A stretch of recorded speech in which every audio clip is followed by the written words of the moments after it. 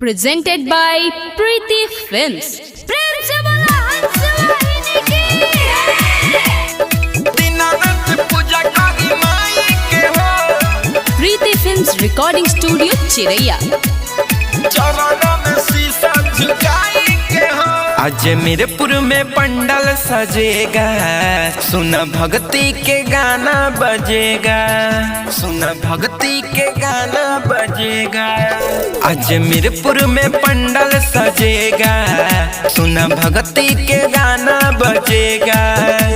समाज जुटल भारी मैया सरदे आइल बाड़ी, समाज जुटल भारी मैया सरदे आइल बाड़ी। संगे बीना बजाई के हो, दीनानाथ पूजा करी माई के हो।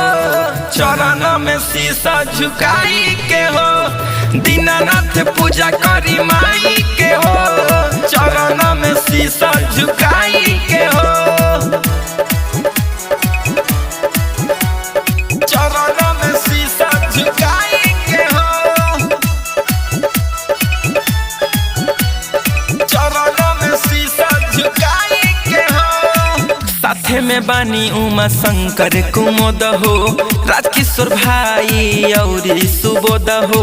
लखिंदर मैया के मूर्ति बनैले, अपना हाथे से बावे सजैले, अपना हाथे से बावे सजैले। साथे में बानी उमा शंकर कुमोद हो, राजकिशोर भाई और सुबोध हो।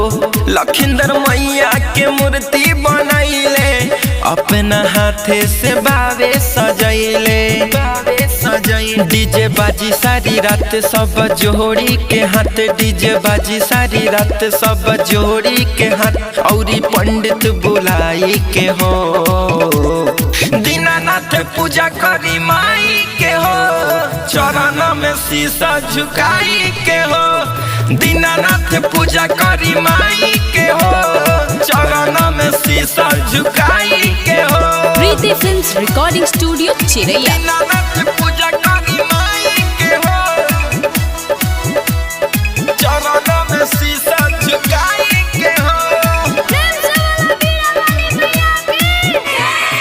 राम बाबू अखले से बानी सब साथ हो, सेवखाय अनिल वो झुकवले बा माथ हो। गाई के गाना मनीष जी बताइले, माई के महिमा सबके सुनैले, माई के महिमा सबके सुनैले। राम बाबू अखले से बानी सब साथ हो, सेवका अनिल वो झुकवले बा माथ हो।